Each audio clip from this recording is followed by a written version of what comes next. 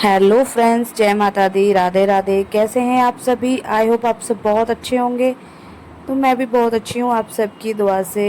तो फ्रेंड्स, ये ब्लॉग है तीज का और काफ़ी दिनों बाद आया है तीज का ब्लॉग। है आजकल मेरे ब्लॉग थोड़े से लेट ही हो रहे हैं, तो इसके लिए सॉरी आप सभी को। लेकिन आप सबके बीच में आ चुका है मेरा तीज का ब्लॉग। आजकल मेरा मन नहीं करता है थोड़ा बहुत भी ब्लॉग बनाने का कि मैं ब्लॉग बनाऊं, इसीलिए मेरे ब्लॉग थोड़े से लेट हो जाते हैं। तो आप लोग प्लीज़ इस बात को इग्नोर करना और मुझे सपोर्ट करना बिल्कुल भी ना भूलें। जैसे भी होगा मैं पहले की तरह कंटिन्यू अपने ब्लॉग्स को आप सभी के सामने लाती रहूँगी। तो फ्रेंड्स, यहाँ पर हम लोग कर रहे हैं तीज की पूजा। और यहाँ पर जो है हमारे यहाँ पे मिट्टी के गौरा गौरिया बनाए जाते हैं, जो कि अभी आपने देखा। मिट्टी के गणेश जी और भोलेनाथ और गौरा जी बनाई जाती हैं, और जिनका हम श्रृंगार करते हैं। श्रृंगार करके पूजा करने के बाद जो है बायना होता है वो हम अपने बड़ों को देते हैं। तो यहाँ पर अभी हमारी पूजा चल रही है। तो फ्रेंड्स, आप लोगों के यहाँ किस तरह से तीज की पूजा होती है आप सभी मुझे कमेंट करके ज़रूर बताना। हमारे यहाँ तो इसी तरह से पूजा होती है कि मिट्टी के गौरा गौरिया बनाए जाते हैं और उनकी हम पूजा करते हैं। और मेरे जो मायके में है ना, इस तरह से पूजा तीजों की नहीं होती है। वहाँ पर तो नॉर्मल सब लड़कियाँ और जो लेडीज़ है वो तैयार होती हैं बस, और फिर बाहर घूमने वगैरह जाते हैं। बस इसी तरह से मतलब नॉर्मल तीज का त्यौहार हो जाता है वहाँ। मतलब इस तरह से एक जैसे यहाँ पर हमारे बड़े त्योहारों की तरह पूजा होती है ना, तो वही तीज पे भी हमारे यहाँ पे इसी तरह से पूजा करी जाती है। मतलब हर चीज़ हिसाब से किया जाता है। इसमें भी मतलब तैयार होना है और भगवान जी को पहले सब कुछ अर्पण करना है। उसके बाद जो है गौरा मैया का श्रृंगार करना है। गौरा मैया का श्रृंगार करने के बाद हम जो है उसमें श्रृंगार वगैरह जो भी हम रखते हैं वो बायना हम अपने बड़ों को पुण्यदान कर देते हैं। तो फ्रेंड्स, ऐसा मेरे मायके में तो नहीं होता है, मेरे यहाँ पर होता है ससुराल में, तो वैसा ही हम यहाँ पर करते हैं। और यहाँ मैं कैमरा लगा रही थी, कैमरा लगाने की जगह नहीं मिल रही थी मुझे, क्योंकि मैं अपना ना ट्राईपॉड घर पर भूल आई थी। और आप सभी को पता है मैं ये पूजा अपनी सासू माँ वाले घर पर करती हूँ। कोई भी हमारे यहाँ तीज त्यौहार होता है, कुछ भी होता है, तो हम लोग अपनी सासू माँ वाले घर पर ही एक साथ ही त्यौहार मनाते हैं। तो फ्रेंड्स, यहाँ पर गौ माता जो है हमारी यहाँ पर सामने आ रही थी वीडियो के, तो फिर मैंने ना साइड में रख दिया है, क्योंकि ना कैमरा रखने की जगह नहीं थी, मतलब फ़ोन रखने की जगह नहीं थी, और मैं ट्राईपॉड लेकर नहीं आई थी। तो फिर मैंने ऐसे ही फ़ोन को रख दिया है, और इसीलिए ज़्यादा अच्छे से वीडियो भी नहीं बन पाई है। अभी मैं यहाँ पर गौरा मैया को और गणेश जी भगवान जी को और भोलेनाथ को भोग लगा रही हूँ, जो कि हमने मिट्टी से बनाए हैं। और सॉरी वो आप लोगों को दिख नहीं रहे हैं, क्योंकि एक्चुअली मैं ट्राईपॉड लेके नहीं आई हूँ, आपको मैंने बताया। तो इसलिए जैसे भी वीडियो शूट हो रहा है मैंने ऐसे ही कर लिया है। और फ्रेंड्स, हमारे यहाँ पे ऐसे ही पूड़ी और जो मीठे पुए होता है ना, इसका बायना जो है वो बायना निकाला जाता है, जो कि मतलब पहले हम इसको भोग लगाएंगे, यही वाला जो बायना होगा। और जो है श्रृंगार का सामान हम इसमें कुछ रखते हैं, तो वो जो भी है वो हम अपनी ननंद रानी को दे देंगे, क्योंकि सासू माँ को देती थी मैं पहले। तो जब से मेरे ससुर जी नहीं है तब से जो भी मतलब करवा चौथ और तीज का जो बायना होता है वो मैं अपनी नंद को या जिठानी को दे देती हूँ, सासू माँ को नहीं देती हूँ। हाँ, उनको मैं पैसे वगैरह दक्षिणा जो होती है वो उनको मैं हमेशा देती हूँ, खाली नहीं रहने देती हूँ, क्योंकि हर बार उनको पूरा बायना देती थी थाली निकाल कर। लेकिन अब जो है श्रृंगार का सामान वगैरह पूरी थाली उनको नहीं दे सकते हैं जब से हमारे ससुर जी नहीं रहे हैं। तो इस वजह से, क्योंकि ये सुहागन स्त्रियों को ही दिया जाता है, तो वही चीज़ और मैं सासू माँ को खाली नेक दे देती हूँ, और बाकी जो भी थाली होती है वो अपनी ननंद को दे देती हूँ मैं। और क्या कहते हैं, जब ये बिंदी का पत्ता वगैरह हम लेकर आए ना, ये हम गौरा मैया का श्रृंगार कर रहे हैं इससे, क्योंकि पहले हम उनको श्रृंगार करते हैं वही फिर हम अपने भी श्रृंगार में लगा लेते हैं अपने भी। और बिंदियाँ ये इतनी छोटी छोटी लेकर आए थे ना, क्योंकि जो मेरी ननंद है ना वो बहुत ही छोटी बिंदी लगाती हैं, तो उन्हीं के हिसाब से बिंदी लेकर आए थे कि पत्ते में से निकल भी नहीं रही थी बिंदी।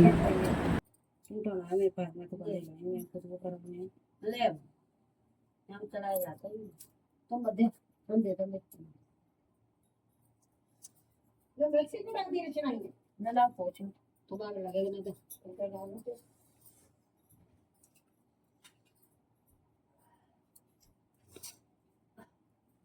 पानी भी पिलाना है।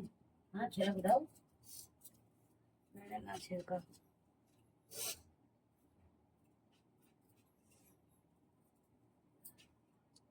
लगान खानी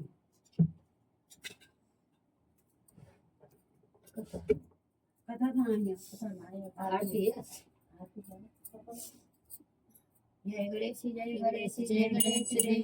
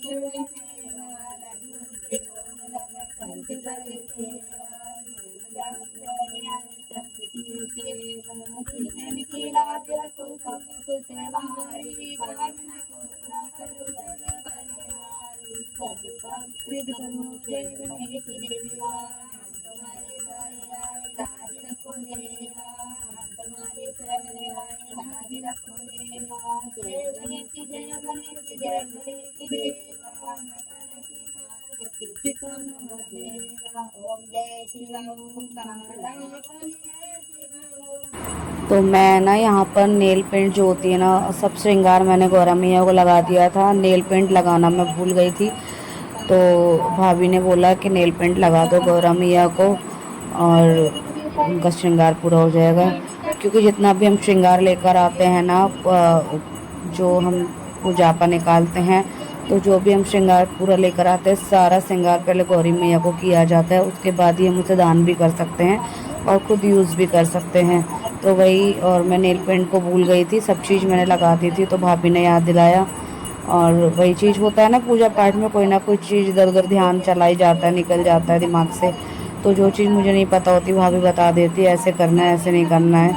क्योंकि वो तो इस शुरू से करती ही आई हैं इस चीज़ को। मैं पता है क्या है मेरे अंदर, मैं ना भूल जाती हूँ बहुत जल्दी चीज़ों को कि ये चीज़ भी ऐसे होती है तो मैं भूल जाती हूँ। और यहाँ पर देखो हमारी पूजा वूजा हो गई है और हमारी ननद रानी क्या कर रही है, कैमरे में घुस कर देख रही है कि वो मैंने फ़ोन रख दिया तो उनको लगा कैमरा चालू है कि नहीं, तो बस ऐसे देख रही थी।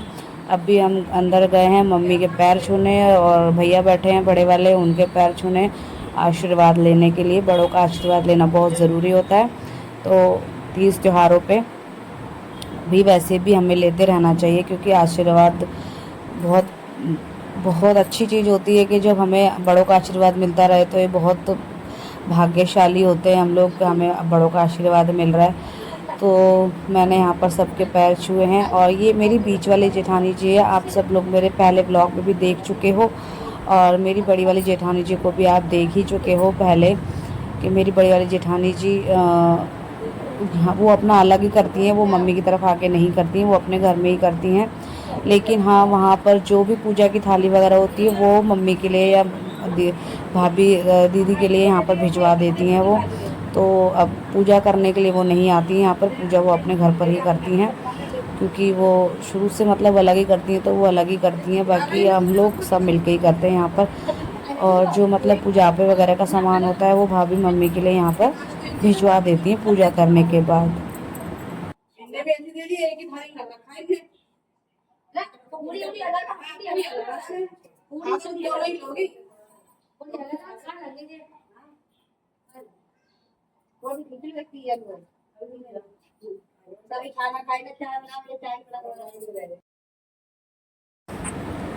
तो बस फ्रेंड्स अभी पूजा वूजा सब हमारी हो गई है, अभी हम लोग खाएंगे खाना। तो बस यहाँ पे पूड़ियाँ सीखने के लिए बाकी रह गई थी, हम लोग पूड़ियाँ बना ही रहे थे। फिर हमने सोचा पहले पूजा कर लेते हैं, पूजा के लिए काफ़ी देर हो रही थी और आज सुबह से लाइट भी नहीं थी। पता नहीं क्या होता है ना, जब भी त्यौहार होता है तीज त्यौहार तो ऐसा ही होता है, लाइट नहीं होती पानी नहीं होता। जब मैं सुबह उठी ना, रात भर बारिश हो रही थी और सुबह पानी नहीं था बिल्कुल, टैंक में लाइट नहीं आ रही थी। जब भी बारिश होती है तो लाइट चली जाती है और मैं लेट हो गई यहाँ पर आने के लिए। बाकी सब खाना तो मेरी दीदी और भाभी जी ने बना लिया था खाना, और तो फिर बस पूड़ियाँ सेकनी बाकी रह गई थी। यहाँ पर बच्चे सब खाना खा रहे हैं। अभी हम लोग पूड़ियाँ बना के हम लोग भी खाना खा पी के फ्री हो जाएंगे। फिर सारा काम पड़ा है, ये भी सब करना है, जल्दी जल्दी से बना लेते हैं। आप सबके यहाँ पे कैसे होती है तीज की पूजा, आप सब लोग भी बताना मुझे कमेंट करके। हमारे यहाँ तो इसी तरह से होती है, जो भी होता है मैं वैसा ही आपको दिखाती हूँ, कुछ भी बढ़ा चढ़ा के नहीं दिखाती हूँ। तो फ्रेंड्स, आपके यहाँ भी ऐसी होती है तो ज़रूर कमेंट में बताना। अभी हम लोग खाना पीना खा के फ्री होके अब हम लोग जा रहे हैं बड़ी वाली जेठानी जी के यहाँ पर, क्योंकि उनका भी आशीर्वाद लेना बहुत ज़रूरी है। तो हम जब भी पूजा पाठ का त्यौहार वगैरह होता है कोई भी, तो हम लोग ज़रूर जाते हैं उनके घर पर पैर छूने के लिए और उन आशीर्वाद लेने के लिए। तो हम लोग दोनों, मम्मी बोल रही थी सासू माँ के जाओ, वैसे मेरी तबीयत ठीक नहीं थी, मेरा मन नहीं कर रहा था, लेकिन फिर भी मैं सोचा चलो चलते ही हैं। छोटी भाभी बोल रही थी कि चलो चलते हैं बड़ी भाभी के यहाँ पर, त्योहार पे तो जाना ही चाहिए वैसे। और यहाँ पे बच्चे देखो कैसे भाग रहे हैं, मानते ही नहीं है ये लड़का। और इतनी ज़ोर से गिरा था ना ये, इसने यहाँ पर ऐसे चोट लगाई कि बहुत ज़्यादा इसके पैर में चोट लग गई थी, और फिर भी मानता नहीं है, ऐसे भाग भाग के जा रहा था।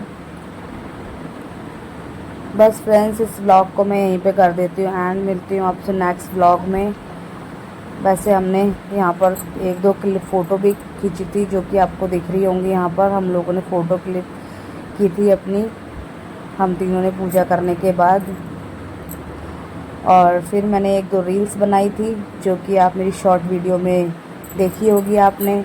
और फ्रेंड्स, मैंने एक ग्रीन वाली साड़ी पहनी थी, जो कि मेरे हस्बैंड ने मुझे तीज पे दिलाई थी। इसका ब्लाउज़ भी तैयार नहीं हुआ है, किसी और साड़ी का मैंने ब्लाउज़ पहना है। इसमें साड़ी आपको कैसी लगी मेरी कमेंट करके ज़रूर बताना। मैं ना तीज त्योहारों पे तो साड़ी वगैरह पहन लेती, बाकी मुझसे साड़ियाँ पहनी नहीं जाती बिल्कुल भी। तो हस्बैंड जी ने साड़ी दिलाई थी मुझे तीज से एक दिन पहले ही, और इतनी जल्दी ब्लाउज़ सिलता भी नहीं, तो मैंने बिना फॉल और बिना ब्लाउज़ के ही दूसरी जो मेरी पुरानी साड़ी है उसकी ब्लाउज़ को मैच करके मैंने साड़ी डाली थी। तो फ्रेंड्स, आपको साड़ी कैसी लगी और ये मेरा व्लॉग कैसा लगा, आपको अच्छा लगा हो तो कमेंट करके ज़रूर बताना। लाइक शेयर सब्सक्राइब ज़रूर करना, मेरे चैनल को सपोर्ट करना, क्योंकि आप सबके सपोर्ट